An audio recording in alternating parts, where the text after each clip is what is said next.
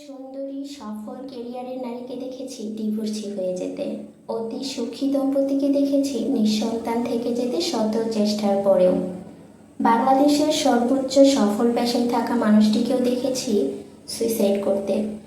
অনেক ফ্যামিলির উচ্চশিক্ষিত সুন্দরী তরুণীকেও দেখেছি বয়স 40-এর কোটায় চলে গেলেও পার্টনার না খুঁজে পেতে। আবার অতি কুৎসিত মেয়েটিরও দেখেছি অত্যন্ত ভালো পার্টনার এসেছে জীবনে।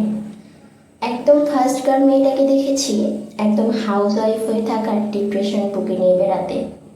আবার অতি ব্যাক বেঞ্চার মানুষটিকেও দেখেছি অনেক সময় সাফল্যের চড়াই উঠতে।